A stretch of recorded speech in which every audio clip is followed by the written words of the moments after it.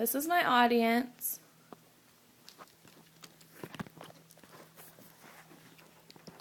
Hi guys, I'd like to talk to y'all about competitive cheerleading. Competitive cheerleading has always been a huge part of my life, so I just want y'all to get to know a little bit more about it. Whenever anyone thinks of cheerleading, I think that they mainly think about being in front of a football team, just saying rah rah, but competitive cheerleading takes all of that completely to the next level. The history of All-Star Cheerleading, National Cheerleaders Association is one of the most distinguished leagues of cheerleading in the nation.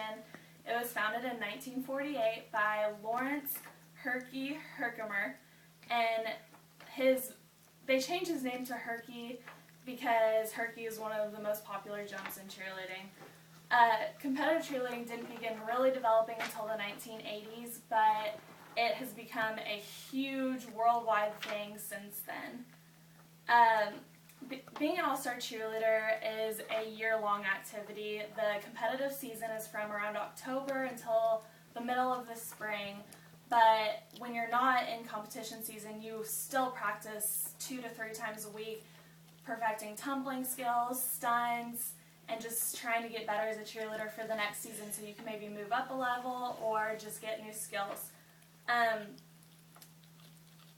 Each year can cost you thousands of dollars. It's a very, very expensive sport. This consists of uniforms, which can be a couple $100s, and uniforms change every couple of years depending on what team you're on. There are competition fees, and there's tuition each month that is around $100, probably a little bit more. At an actual competition, each team performs a 2.5-minute routine, which includes jumps, stunts, tumbling, and dance and cheer. And I'll show you that a little bit later. It's very competitive. There are regional competitions in the fall, and there's also national competitions in the spring. And there's a world competition every April in Orlando, Florida, which is a huge deal. And the routine I'm going to show you later is actually from that competition. The most distinguished National Cheerleaders Association that I was talking about earlier has their competition in Dallas, Texas every year. There are many different divisions for cheerleading. Every competition, different divisions compete against each other. It has to do with your skill level, and that's from level 1 to 5, depending on your ability. And it also depends on your age, your squad size, and gender.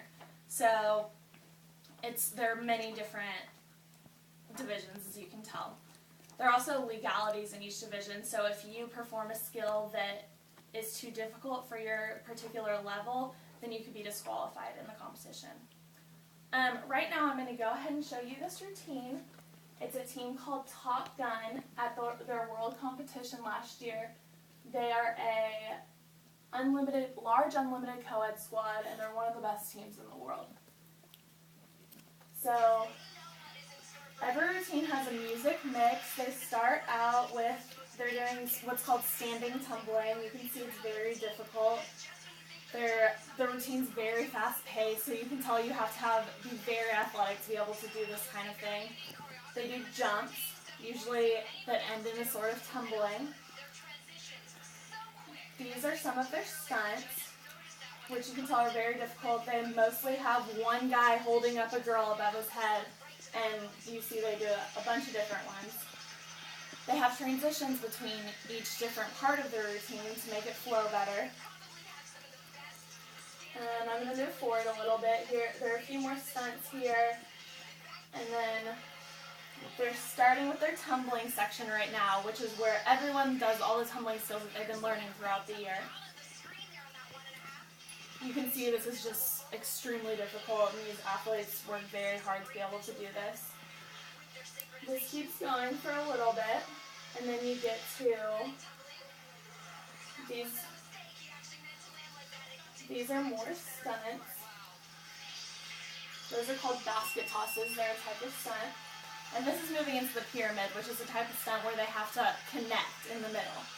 So the flyers have to connect together. And then at the very end of the routine, there's a dance. and that's pretty much how it ends. As you can see, it's just a really difficult thing, and it's growing every year, and routines are getting more and more difficult each year, and more people are joining the cheerleading world. And that's the end. And here's my audience again.